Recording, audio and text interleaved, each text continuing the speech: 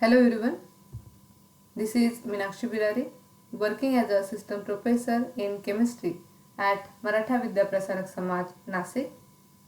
Today I am going to start the next unit of industrial chemistry, that is soaps, detergents and cosmetics. In today's lecture, we will study about soap industry and the raw materials required for soaps.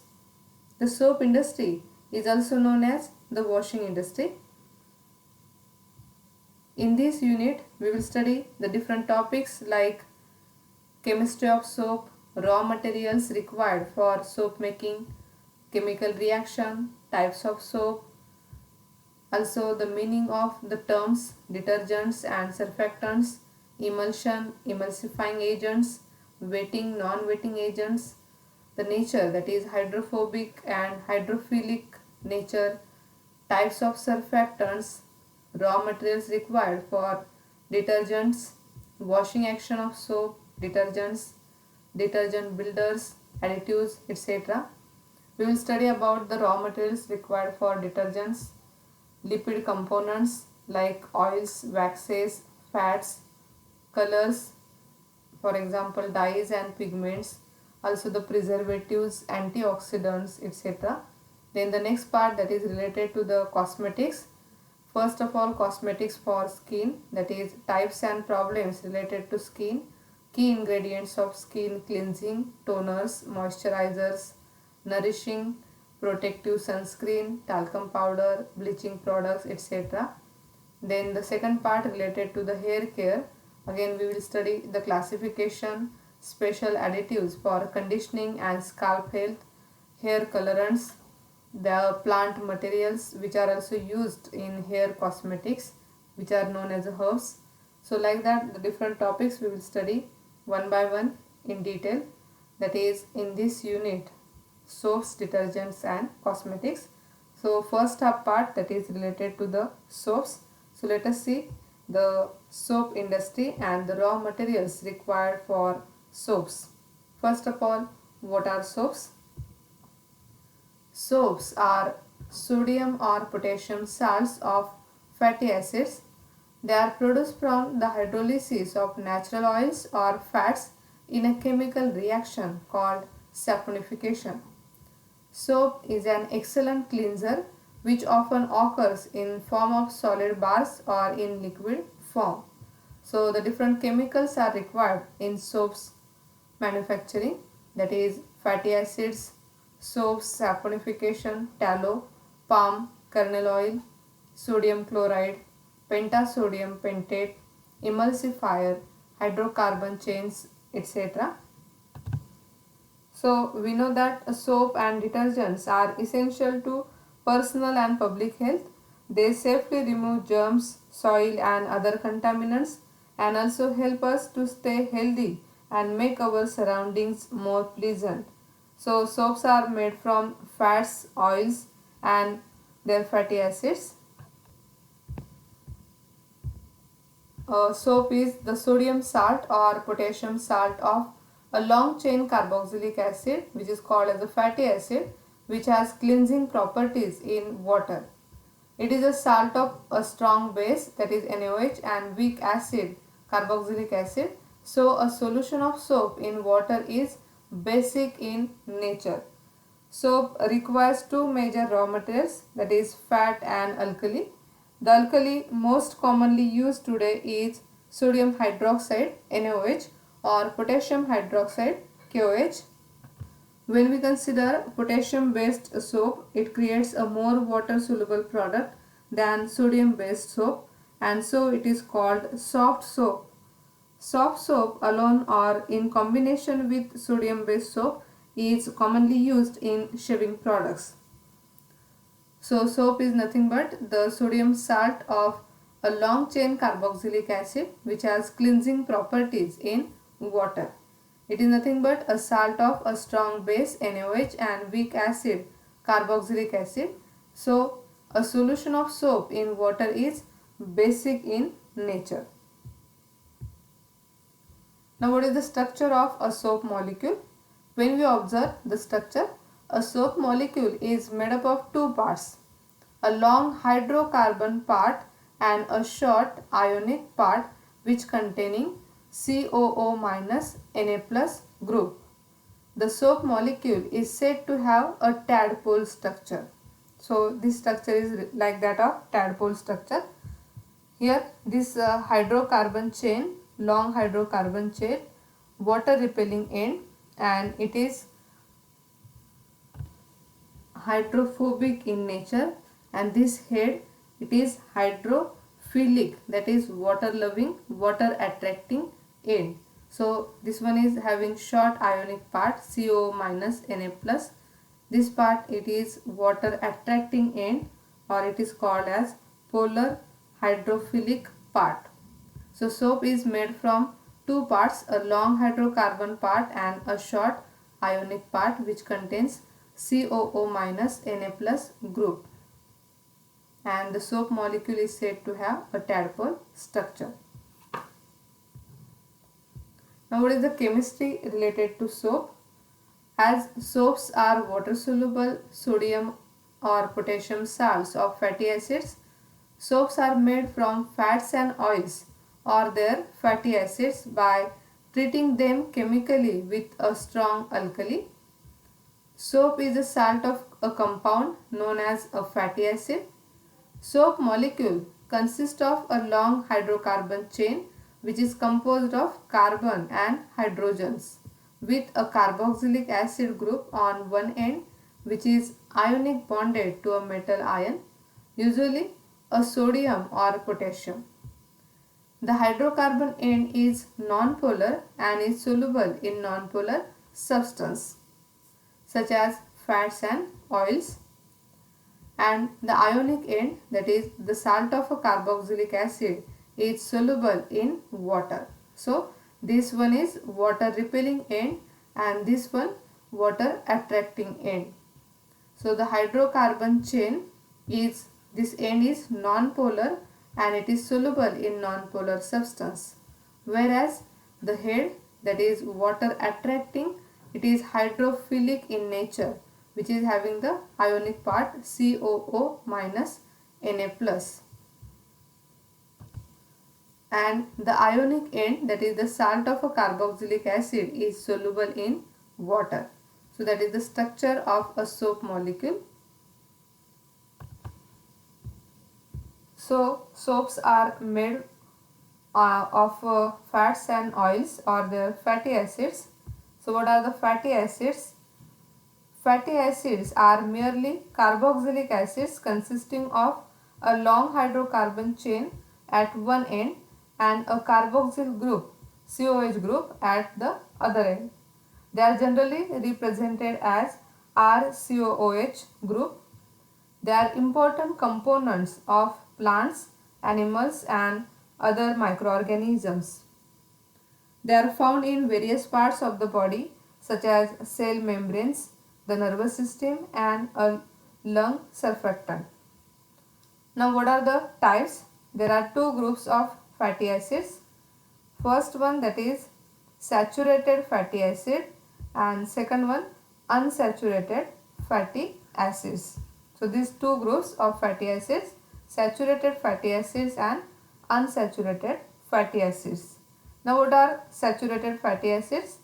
Saturated fatty acids, these are the fatty acids which contain carbon-carbon single bonds, and the examples are stearic acid having the molecular formula C17H35COOH and palmitic acid C15H31COOH. So saturated fatty acids which contain carbon-carbon single bonds, whereas unsaturated fatty acids are the fatty acids which contain one or more double bonds between carbon atoms. Examples: oleic acid like C17H33COOH, molecular formula of oleic acid. If the fatty acid has a single carbon-carbon double bond in the molecule, it is known as monounsaturated fatty acid. For example, oleic acid. If a fatty acid has two or more carbon-carbon single bonds in the molecule. It is known as polyunsaturated fatty acids. For example, linoleic acid. So there are two types of fatty acids, saturated fatty acids and unsaturated fatty acids. Then long chain fatty acids always exist as triglycerides and are found in fats and oils. And the fatty acids like saturated fatty acids and unsaturated fatty acid, example is sodium stearate having the molecular formula C17H35 COO minus Na+. Sodium stearate soap is the sodium salt of a long chain saturated fatty acid called stearic acid, and sodium stearate soap has a long alkyl group and an ionic carboxylate group. So this one is the alkyl group and this one is the carboxylate group, ionic carboxylate group at one end. Second example, sodium palmitate soap is the sodium salt of long chain saturated fatty acid called stearic acid. Molecular formula C15H31 COOH. Again, the one end having C15H31 and the second end that may be COO minus Na+. So that is the second end present in such a type of the soap. So the long chain fatty acids always exist as triglycerides and are found in fats and oils. Triglycerides are esters of fatty acids and are formed combining fatty acids with glycerol. The long chain fatty acids can be of either plant origin and animal origin.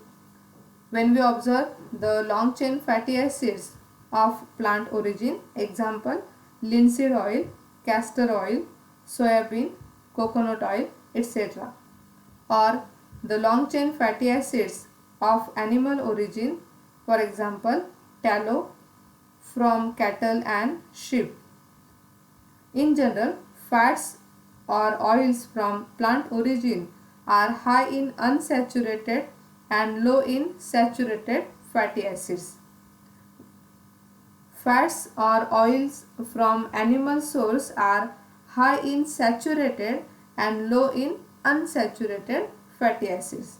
So we should remember the important sentence that the fats or oils from plant origin are high in unsaturated and low in saturated fatty acids. So what is the structure or formation of triglycerides? So the glycerol reacts with long chain fatty acids with the removal of water molecule, formation of triglyceride, oil or fat it occurs. So CH2OH, CH2OH, CH2OH, this one is the structure of glycerol. It reacts with 3 moles of fatty acids. There may be the removal of water molecule and formation of triglyceride or oil, fat. So when we discuss the chemistry of soap, that in the water each molecule is surrounded and attracted by other water molecules. However, at the surface those molecules are surrounded by other water molecules only on the water side. A tension is created as the water molecules at the surface are pulled into body of the water. This tension causes water to bed up on surfaces, which slows wetting of the surface and inhibits the cleaning process. So simply the water, in that water each molecule is surrounded and attracted by other water molecules. However, at the surface those molecules are surrounded by other water molecules only on the water side, and the tension is created as the water molecules at the surface are pulled into the body of the water.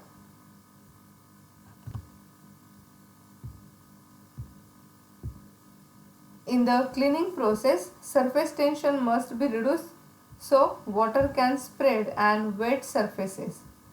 Chemicals that are able to do this effectively are called surface active agents or surfactants. They are said to make water wetter. Surfactants perform other important functions in cleaning such as loosening, emulsifying or dispersing in water and holding soil in suspension until it can be rinsed away. Surfactants can also provide alkalinity, which is useful in removing acidic soils. So, surfactants are classified by their ionic or electrical charge properties in water, like anionic negative charge, non-ionic no charge, cationic positive charge and amphoteric. So these are the types of surfactants depending upon the ionic or electrical charge or the properties present in water. So amphoteric either having the positive or negative charge. Soap is an anionic surfactant. Other anionic as well as non-ionic surfactants are the main ingredients in today's detergents. So in next lectures we will study all about surfactants and also the classification of surfactants depending upon the electrical charge and ionic properties in water. Now let us see the raw materials required for soaps. The raw materials required for soap can be classified under following categories. First, that is oils and fats. Soap requires two major raw materials. These are fat and alkali. The alkali most commonly used today is sodium hydroxide or potassium hydroxide. So first raw material, that is oil and fats. The principal raw materials required for soaps are oils and fats or fatty acids. The main sources of slow lathering hard oils are tallow, palm oil, whale oil, fish oil, greases, etc. Quick lathering hard oils include coconut oil, inedible olive oil, etc. Then the second raw material required for soap making, that is caustic soda, NaOH, or also called alkali. The alkali most commonly used today is sodium hydroxide NaOH or potassium hydroxide KOH, but the potassium based soap creates a more water soluble product than sodium based soap, and so it is called soft soap. Soft soap alone or in combination with sodium based soap is commonly used in shaving products. Then the animal fat in the past was obtained directly from a slaughterhouse. Modern soap makers use fat that has been processed into fatty acids and that eliminates many impurities, and it produces the byproduct water instead of glycerin. Many vegetable fats include olive oil, palm, kernel oil and coconut oil are also used in soap making. So caustic soda, which is the second important raw material, it is available in the form of flakes, blocks and sticks, as well as 90.32% NaOH, 92.9% NaOH and 94.98% NaOH. In soap making, blocks form of NaOH is generally employed. Special quality soaps, shaving creams, etc. that can be prepared by using caustic potash of about 18.5 to 20% strength. So oils and fats and caustic soda, the raw materials required for soap making. Also the next raw material, that is resin. It is a plant exudation product which mainly contains abiotic acid. The colorless variety of resin is used in the manufacture of laundry soaps and dark variety is used in the manufacture of colored soaps. When we observe the important applications of resin, these are: it makes lather formation faster, it increases the cleaning action of soap, and it is used in softening of hard soaps. So these are the applications of the resin. It is one of the raw material required for soap making. Depending upon the colorless variety of resin, the manufacture of laundry soaps can be carried out, and dark variety is used in the manufacture of colored soaps. Now the next one, that common salt or sodium chloride, one of the raw material. It is used for salting out of a soap. About 12.5 parts of common salt per 100 parts of oil to be used for saponification. So that reaction is important in the soap manufacturing, and in that common salt or sodium chloride is used for salting out of soap. About 12.5 parts of common salt per 100 parts of oil can be used for saponification. The next raw material, binding materials. The cleaning capacity of ordinary soap is improved by adding certain binding materials such as sodium silicate about 5%, soda ash Na2CO3, trisodium phosphate and borax. The binding materials improve soap texture, correct the alkalinity of the solution and prevent the formation of precipitates in hard water. Then fillers. The bulk or weight of soap is increased by adding certain fillers such as talc 5 to 10%, starch 2%, glacier salt, pearl ash, etc. without affecting the degeneracy. Then coloring matters. Organic dyes and inorganic pigments are generally used for bar and flake soap products. As a soap dye, the coloring matter, it should be having some characteristics. First one, it should be inert to alkali used in making soap, should not separate out on cooling the blended soap, and should not affect the fragrance of the soap. So when we add any dye or the coloring matter into the soap making, it should be inert to alkali which is used in making soap. It should not separate out on cooling the blended soap, should not affect the fragrance of the soap. So following coloring matters are generally used. So when we observe the shade of soap, if it is violet, the coloring matter added, that may be methyl violet. Brown, Bismarck brown. A red shade of the soap can be obtained by addition of rhodamine or saframine coloring matter. If we have to prepare white soap, white shade of soap, then there will be addition of zinc oxide as a coloring matter.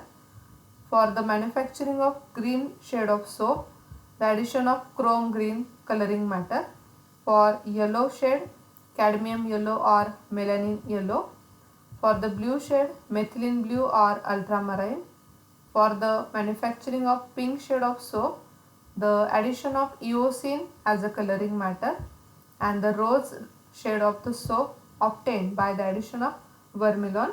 Like that, these are the different shades of the soap can be obtained by the addition of coloring matters. Only one precaution it should be taken if we consider the addition of coloring matter, that it should be inert and it should not separate out on the cooling, and also do not affect the fragrance of the soap. So organic dyes and inorganic pigments are generally used for bar and flake soap products. The next raw material, that is perfumes and perfume fixatives. The essential oil known as perfumes impart fragrance to the soap. They may be natural or they may be synthetic.